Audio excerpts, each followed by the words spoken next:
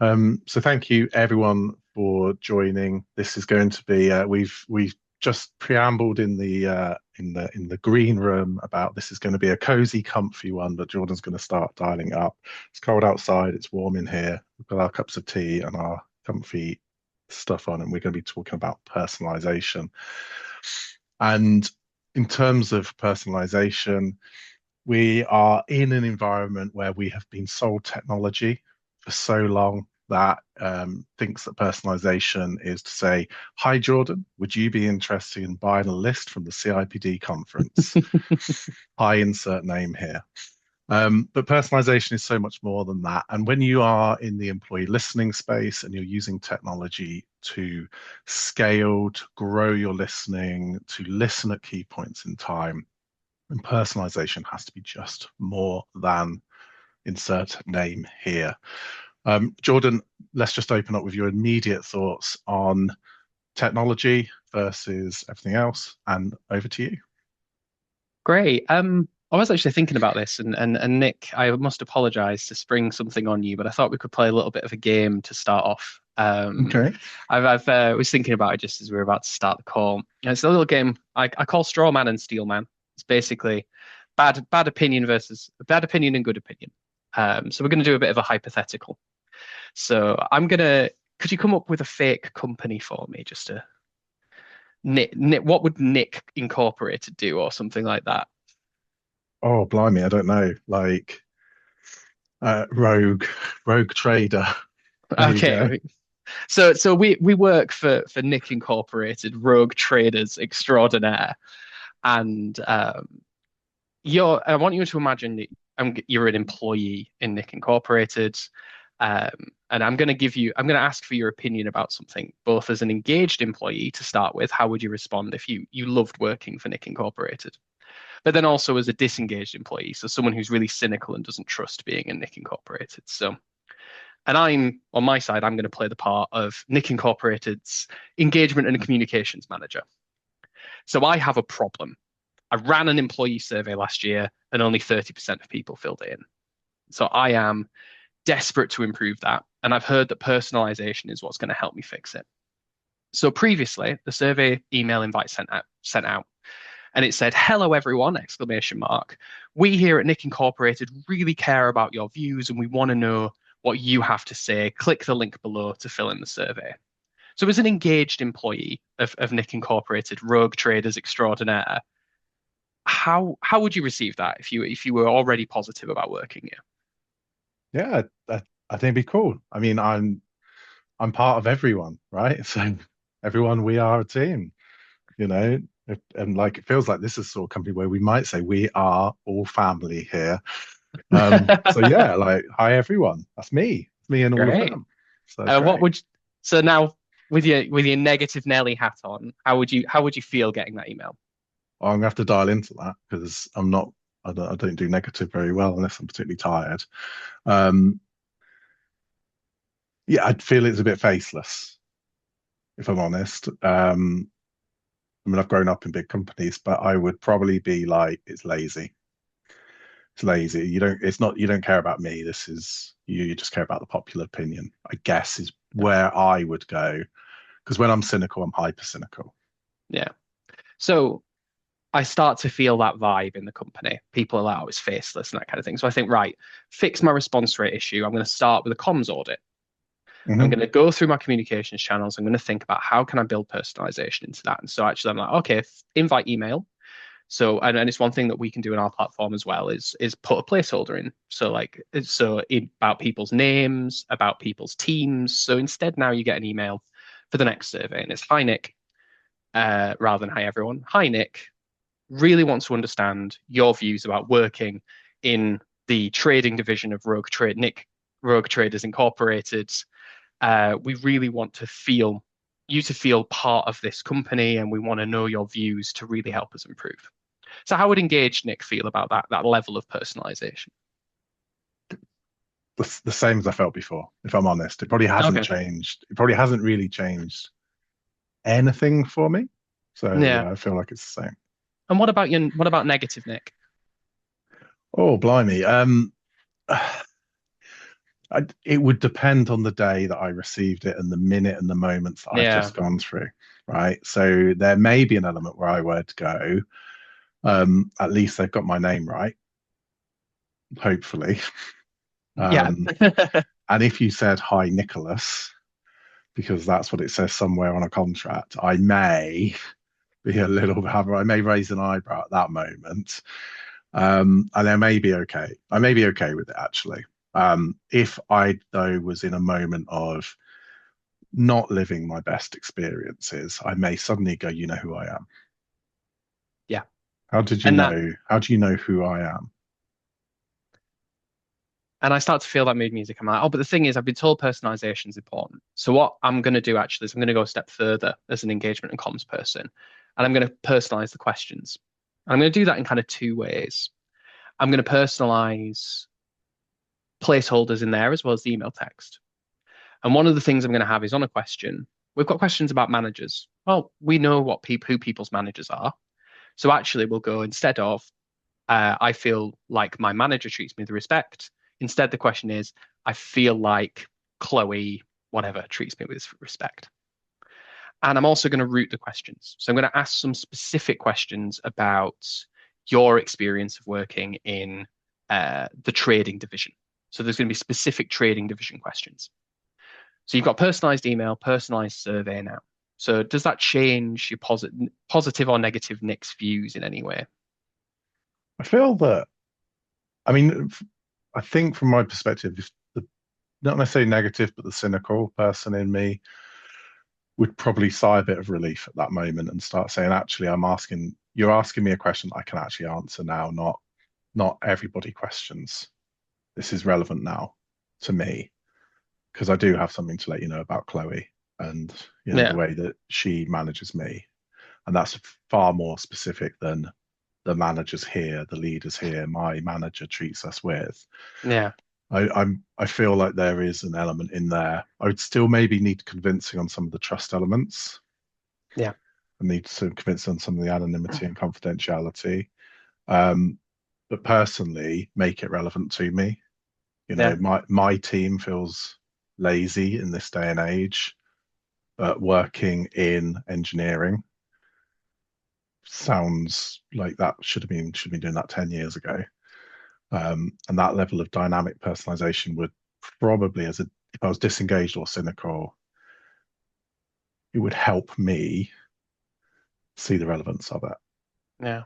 I think for me, I'm possibly like I've worked with some companies where that has been the case, where there's that kind of feeling of dynamic personalization, and actually people have felt, oh no, this was more relevant. I don't feel like it's a corporate face of it anymore. I feel like they care more about what I have to think.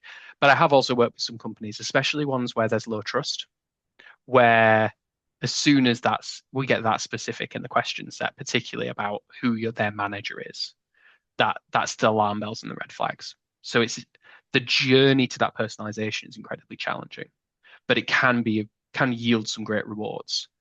But let's go back. Final bit of my hypothetical. So we've had this, and I'm like, okay, so I've slightly improved my response rate. People are more positive about this thing, and I'm like, but my manager is telling me I need to get 80% response rate on the next survey. I have no idea how to do that, and I watch a podcast about behavioral economics, and the person's talking to about nudge theory and about how we can build more sort of connected, repeated experiences. How can we turn things into habits? And so now the email that you get, Nick, is, hi, Nick, you've not given your views in the last 2 weeks and you're about to lose your streak. Log in now to give your views and earn the engagement champion badge. How does that feel? As an engaged employee or a disengaged, but I'm just going to tell you how it made me Yeah. feel. I want to How it vomit would on the make screen, right? Personally, I would say you absolutely know who I am. I am a gamification cynic when it comes to communicating with thousands, hundreds, 50 people. Um, it would not make me click a link personally, and I feel like I'm going into the right. I feel like I'm going into the disengaged employee cynic stuff there, but um, yeah, the personalization was, I guess, in the name. and you've just added a load of try harder stuff into that. That's kind of how it came across to me. And this kind of shows some of the challenges that we have with personalization. And I wanted to do this kind of hypothetical journey because it's easy to think like personalization is going to fix the problems, but you need to think first about what's the problem you're trying to fix. So, in that hypothetical, I'm an engagement and comms manager trying to boost my response rate. And that's really there. I've kind of honed in on one metric, how many people have responded to a survey. And that's what I'm seeing as my like win condition. And so I'm doing whatever I'm being told to kind of drive that win condition, building in personalization, which can be positive, but can put some people off. Building in deeper routing and more personalization, again, positive or put people off. And then I've gone too far. I've sort of pulled the gamification lever and it started to feel very cold. Or as if it's essentially something trying to manipulate me. And this was, in some ways, it was revolutionary when it started. When Duolingo started telling, gamifying language learning and getting people to fill it, do streaks and feel that sense of potential loss if they weren't going in and doing that language learning every day. It was pretty kind of, it was cutting edge and it was quite exciting for a lot of the tech community and people started to jump on it as a way of driving engagement. But I think people are more cynical now that we're in this world where we can't just drive behavior through what are quite hollow gamification elements. And we can't just drive behavior with just core personalization things. Like, so I think for me, it's been a long-winded way of answering your question, but there's this kind of top level thing of like, well, personalization can be really powerful, but it Mhm. has to be towards the right ends. What are we actually trying to do by personalizing a survey? What are we trying to do by personalizing comms? I guess it's and I think the interesting thing on this is there's almost the hygiene factors that can be turned on or off. So high name questions that have placeholders to ensure that the questions are relevant to the individual. Personalization of the survey, so not everyone answers the same questions. They answer questions that are relevant to them, relevant to their experience at work, relevant to their responses about the experience at work. That the personalization of that technology, the lightest touch, which is send someone the survey, is that middle of the process. You've then got tech platform hygiene stuff, which is when you log into technology. Does it say hi, Jordan? Does it recognize who you are? Because that's also an infosec measure, which is, am I logged on as me? Is it Yeah. me that I see? Can I see all the stuff that I should see? Um, and then I think we get the deeper stuff as well. So personalization to help people feel included and not excluded. Personalization above, and this is where I think we, as tech and people, need to make sure we're doing the hard work because when we start thinking about language barriers, about neurodiversity, that personalization might not have been shared with us to personalize it. Someone might not openly tell us that they are dyslexic, that they are colorblind, that they have vision impairment. They might not tell us that whilst they are somebody who's proficient in English, they are far more proficient in a native tongue. And when they are taking part in a survey, they would prefer to read in their native language whilst they're more than comfortable speaking in English whilst working with their English colleagues, for example. And I think this is when you get personalization choices that an individual can make. Yeah. And that's belonging and accessibility through personalization because, and it's about frictionless surveys, frictionless communication then. Yeah. I think that's a nice build to where you talk about personalization is that actually letting people personalize their own journeys through like a tech experience, through a survey experience. And actually, in a previous job when I ran employee listening within a large company, we helped to personalize a survey even further than that, where we asked the core question set on an annual survey, but we had a bunch of extra stuff we wanted to know. And the problem is when you're running a survey like that, is everybody, if they believe, oh, this survey is useful, it'll provide value, everyone wants to add a question. And you end up hundreds of questions deep. If you're not careful, the survey is a bad experience for everyone involved. So how do you get lots of people to give views, but also make it a better experience for employees? And personalization was how we solved that by actually, at the end of the main survey, a core set of questions, give people an option. We actually want to gather a bit more feedback to help making this company, a better place to work. But we know that you've already taken time out to fill in this survey. Uh, would you be happy answering questions about one of the following topics? And we give a list of topics to someone to say, actually, the extra questions that we're wanting to gather views on.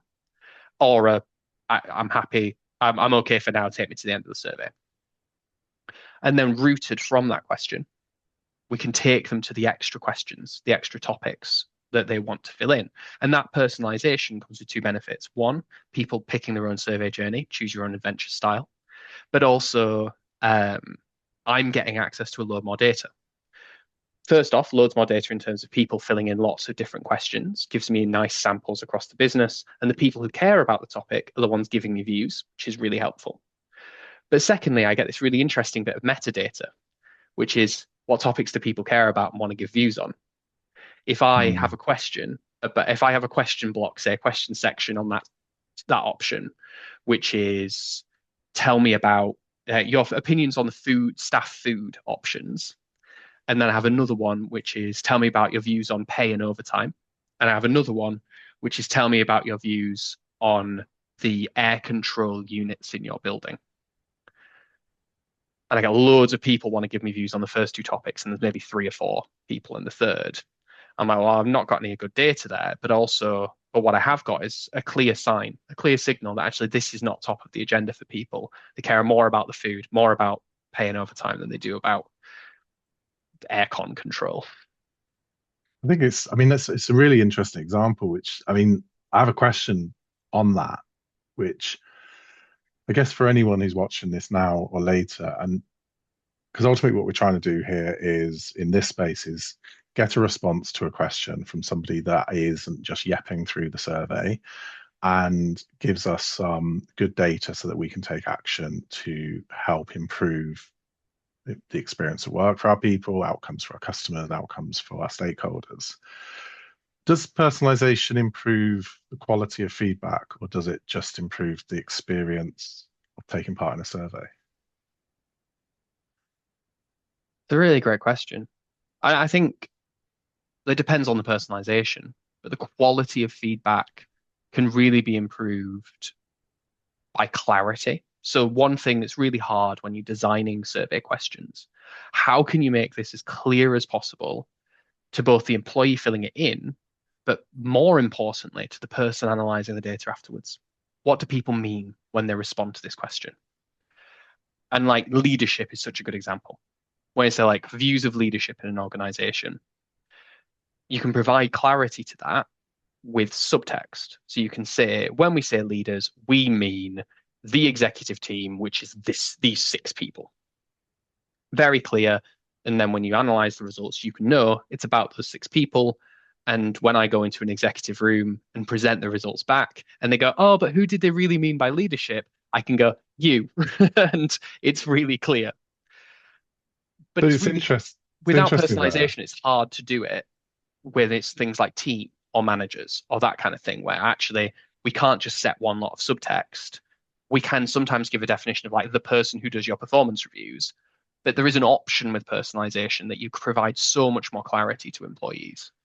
And clarity is accessibility. It's clarity is kind of all of that. So, I mean, what we're talking about here now is we've kind of like delved straight into the obvious stuff, which is the technology and putting Yeah, personalization within the tech.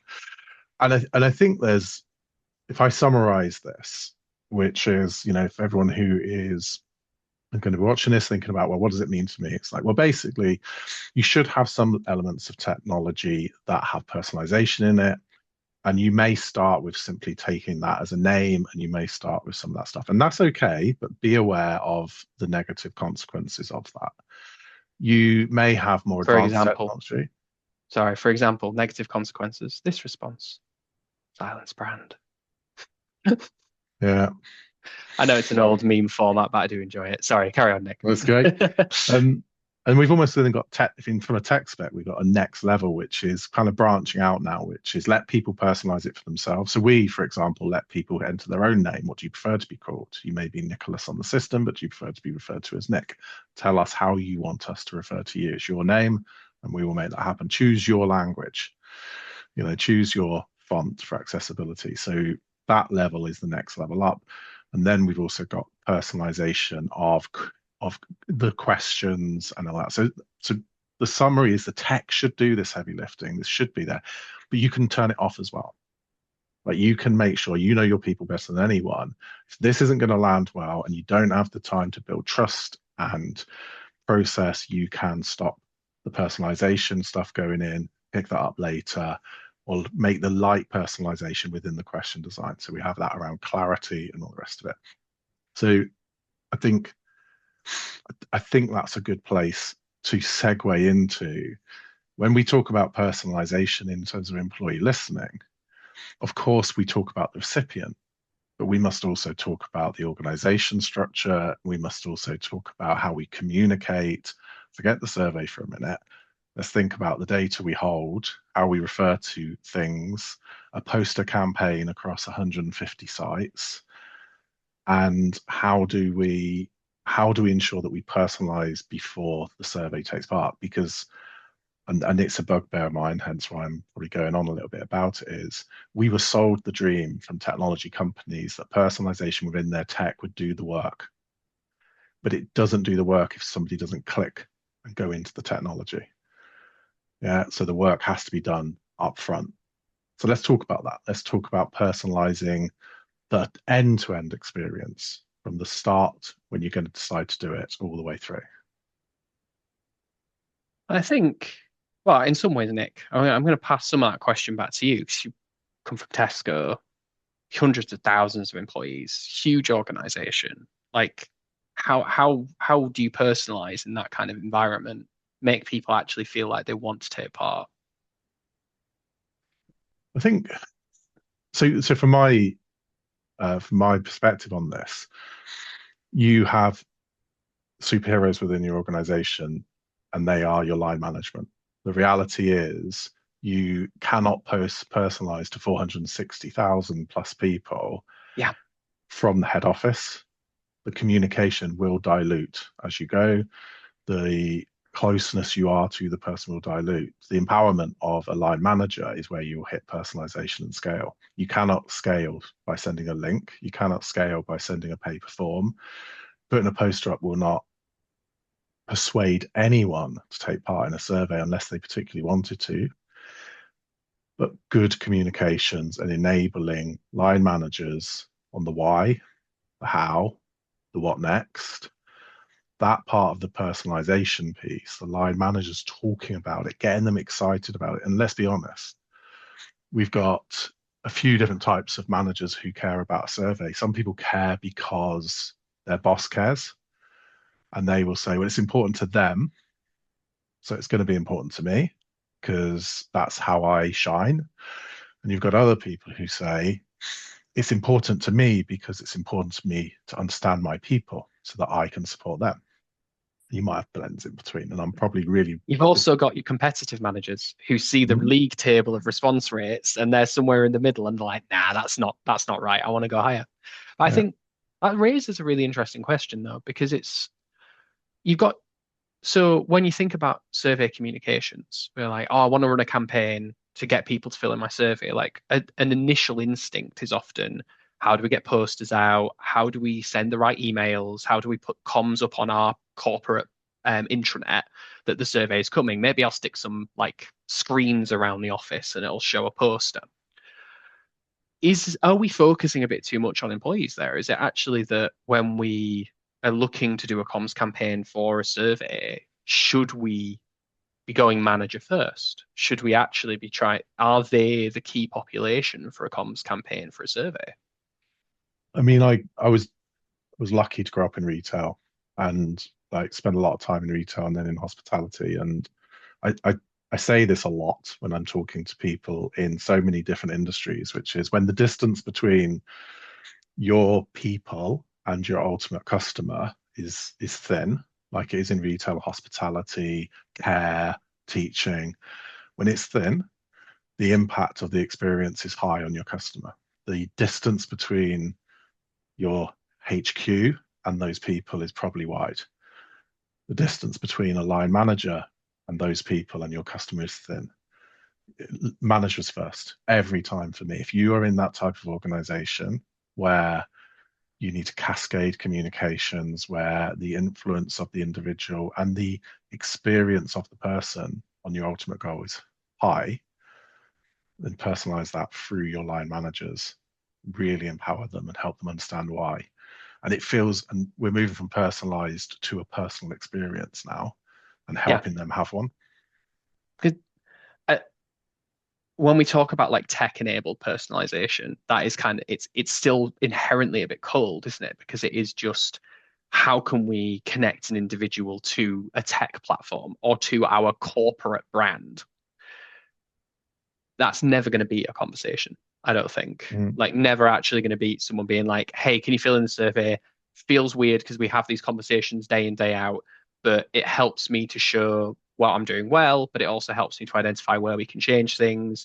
It gives me evidence and ammunition to try and get senior management to change stuff as well. If we can say, actually, across the whole business, tools and equipment is bad, or we're not repairing things quickly enough, or reward and recognition isn't sorted. Like, selling people on why they need to fill in the survey is a lot easier when you're just talking to them face to face than when you are trying to spread the message from a central function. It was a game changer for us. We had a food manufacturing client who were, you're not allowed to wear jewelry, take phones, not allowed to have anything on the production line. And we were getting around 68, 72% participation. We got 91% participation when we flipped it to line manager first comms. No posters, no emails. We didn't send a single email. We put posters up at the very beginning of the campaign. None of this, it's coming, it's coming, it's coming. We gauged the line manager, got 91% participation. And our people science team will say they didn't yet through the survey. We weren't getting everyone Yeah. just going strongly agree. It's powerful. It's personalization to the recipient is what people focus on. That's all they think about is that I just need to go and let my cat out. Oh, full on cozy webinar vibes. I'm loving it. Got a cat and everything. Yeah, Um, that's Ludo, by the way. So there you go. yeah. But then like, so it's interesting because we talk about the power of conversation there then as a personalization tool. And actually, if I was working with an engagement manager thinking, how do I boost my response rates for next year? First off, the question is that really the metric you want to push? But if you really need to push that metric, get more people involved, get more responses. Um, the way I would usually talk about it is actually, well, what have you said has happened from the last survey? Like, how have you done that you said we did? Like, round around so people know that my perspectives and my views had an impact off the back of it, and then they're more likely to go and fill it in next time. And I was thinking about this the other day because, like, you said we did campaigns are an absolute pain to run. Like, Mm-hmm.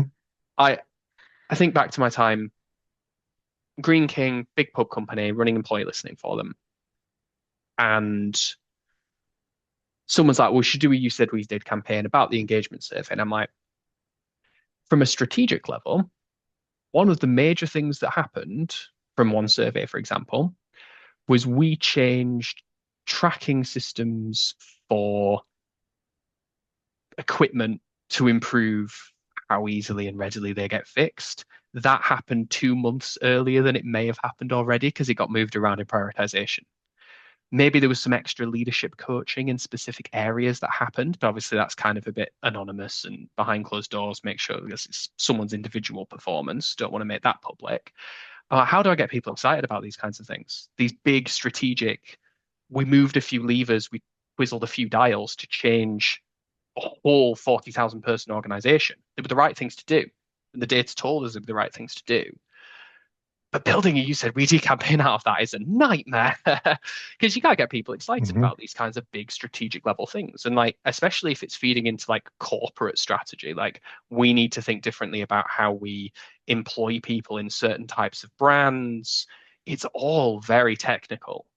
And so personalization was often the way that you fix that because people don't care about the you said we did at a stratospheric height unless they're very strategic minded themselves, unless they're senior management, or if they're in that kind of bubble.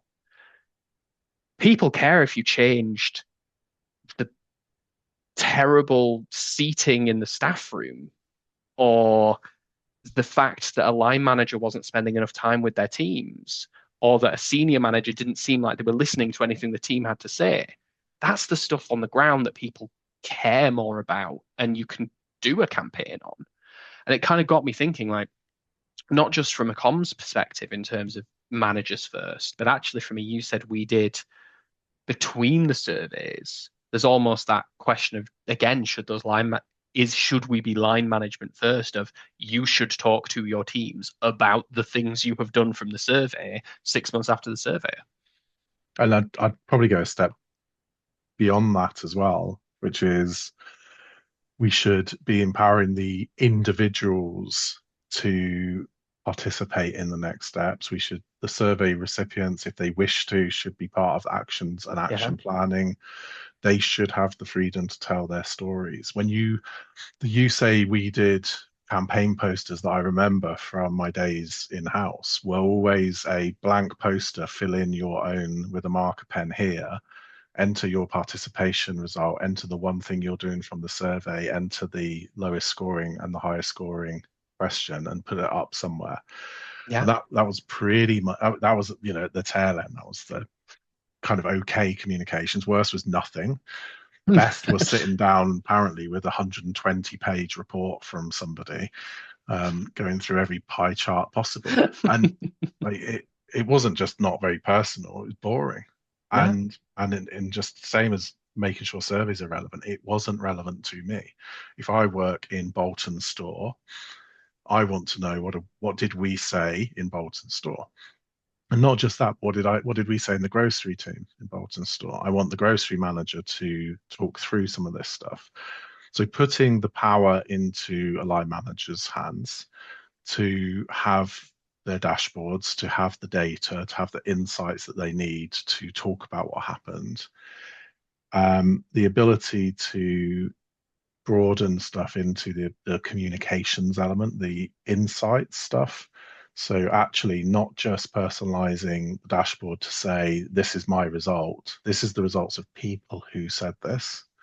Yeah. So actually, when I'm thinking about solving problems, I'm not just thinking about numeric problems that I'm solving. I'm also saying, and for those of you in my team who said that you wouldn't recommend us as a great place to work, I can see that you also said this, but your comments were these, which were different to the comments other people left. So Yeah. I'm not just focusing on the numeric outcomes, I'm focusing on some of the actual words that people have used. So when I'm talking back that you said we did, or you said this is what I think we're about to do, I'm personalizing the actions and I'm making it real because I'm reading. This is what you The actually said. responses, the comments, yeah. And Yeah. question filters are great for that as well in the platform, where you can actually say people who are negative about line management, what are they saying in the comments? And you really get it's the what and the why at that point. Yeah. But it kind of raises, I think, a broader question for me there then.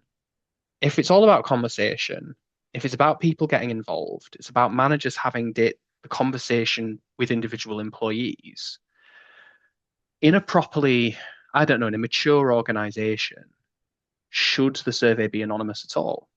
Like, is there a is there the extreme of personalization where actually it's this is a tool to help us have direct conversations in a structured way. We want your feedback, and your manager's going to go through it with you, or unless something looks really dire, and you're going to work together on improving the workplace. Like, is that a realistic or even a worthwhile goal to aim towards? I always ask the same question on this, which is, who are you excluding? Mm, Who now won't have a voice? If this isn't anonymous, if you have now said, look, we think we're a mature organization, what if there's one person who won't yeah, raise their voice? You're 1,000 people and 999 are willing to not have a problem with that, but one person says, not me. You do exclude one person. Now, you may not care that one person statistically isn't going to change your results of your survey.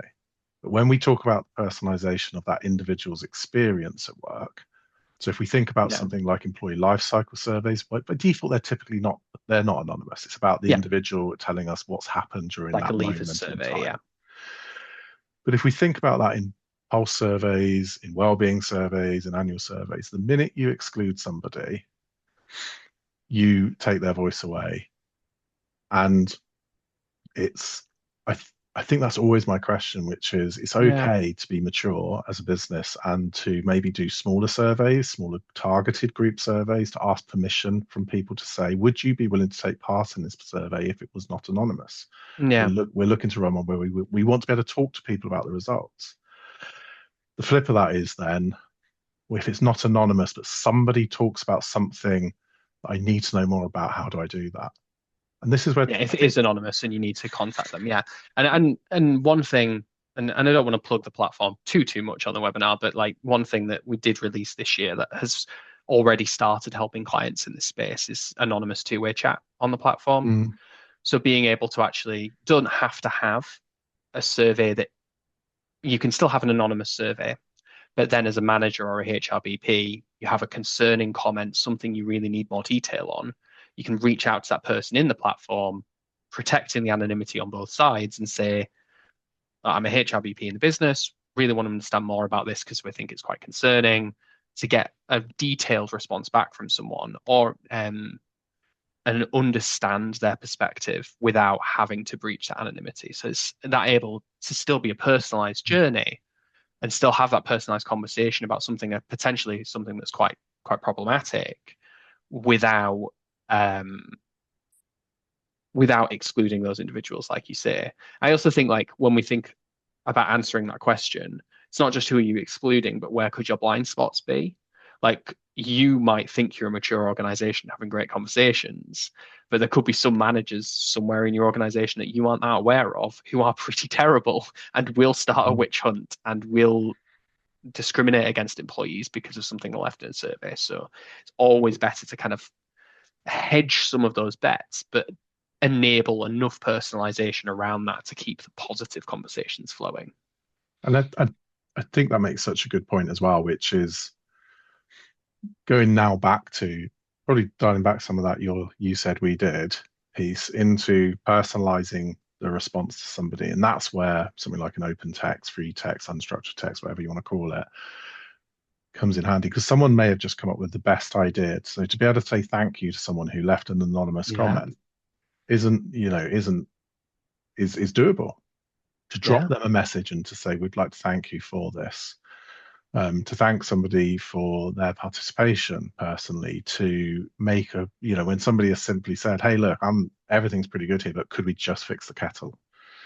Yeah, to be able to go back and just say we're on it, yeah, rather than wait 3 months for a poster campaign to come out or 2 months for an action yeah, planning committee, whatever it takes to fix a kettle, the stuff you can get onto and fix quickly.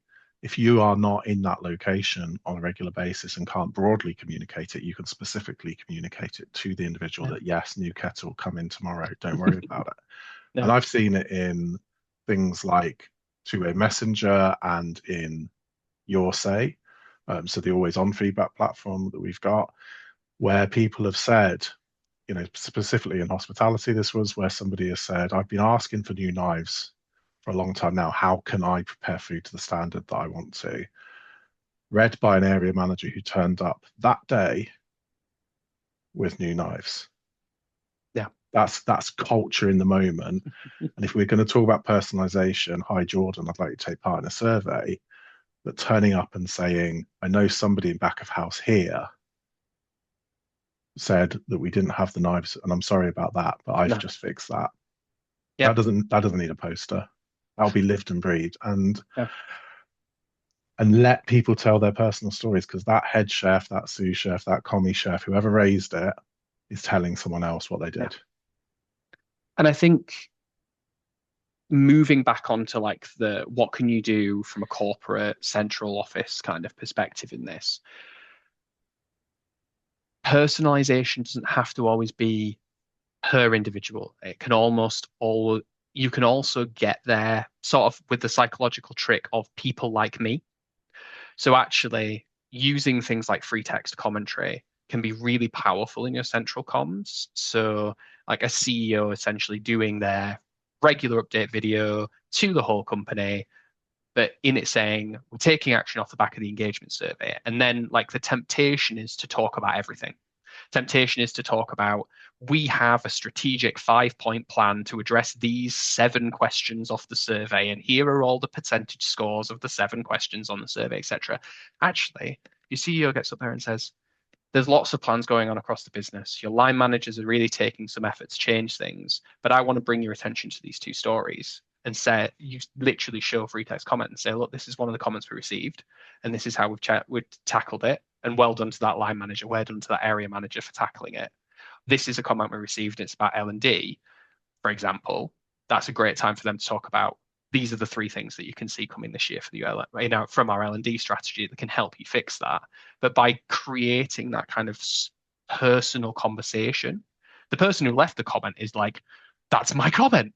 But more broadly, from a personalization perspective, people are like, oh, that's something that I thought about, or I left a comment similar to that. And you've not turned someone into a number at that point and said you're part of this percentage score that people may not even understand what it exactly means. You've said, actually, no, there's a free text comment from someone, and someone's gone, oh, that's like an opinion I hold. It's good. We're doing something about it. And it can be easy to fall into the trap of saying everything to everyone rather than actually giving the space for stories to breathe in your corporate communications. And that can be a form of personalization in and of itself. Mm.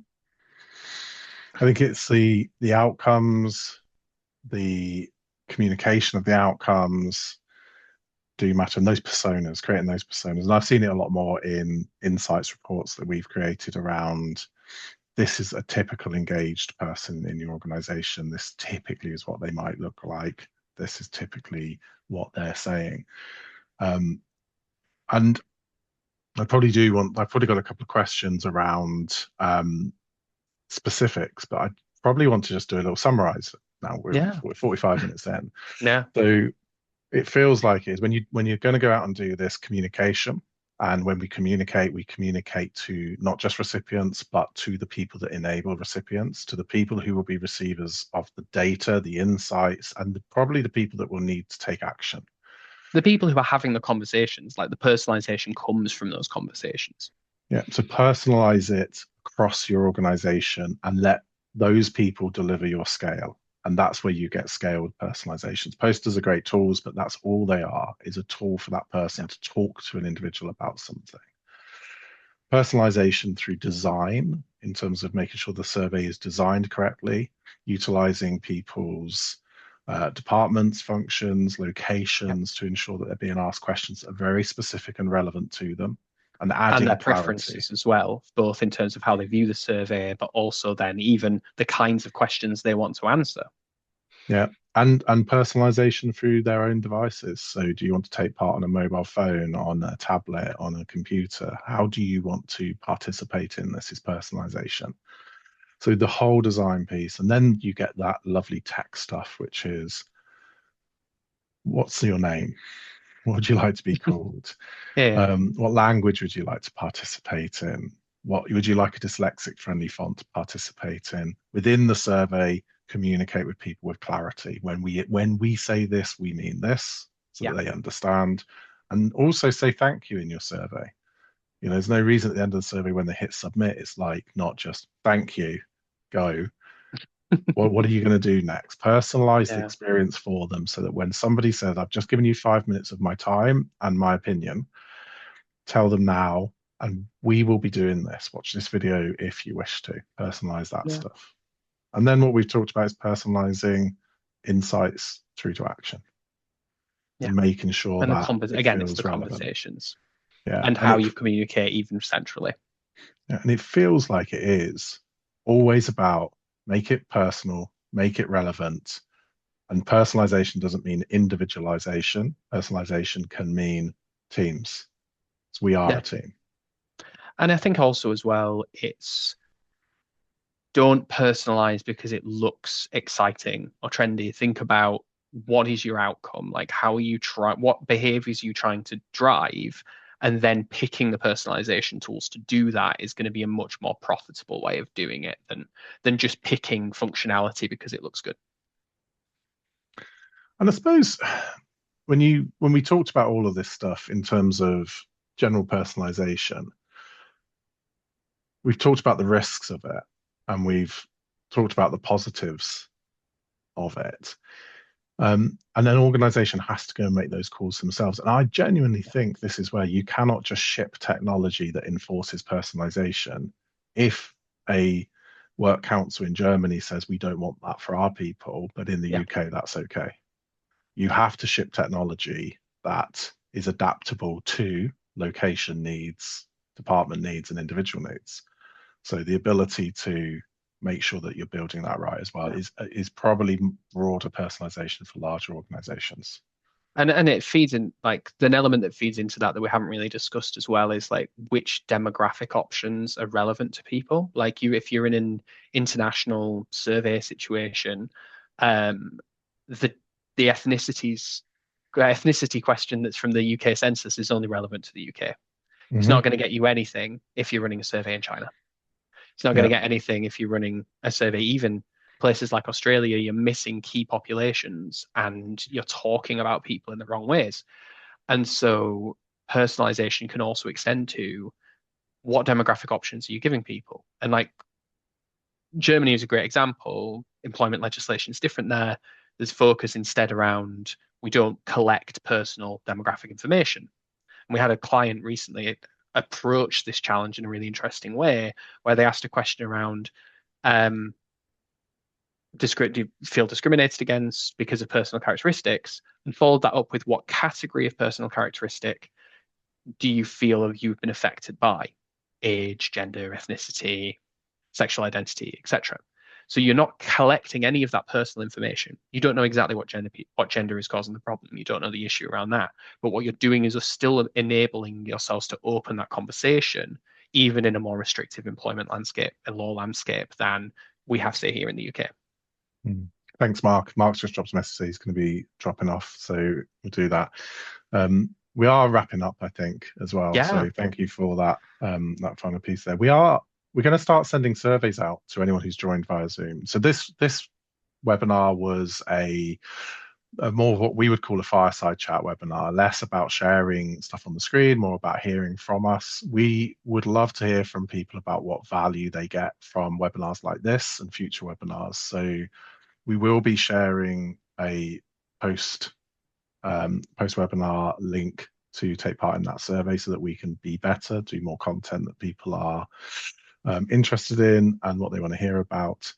And I guess I'll open up to the audience if there are any questions that people have around how you can personalize or any experience you have. Please do feel free to drop them into the text. We've got a few minutes.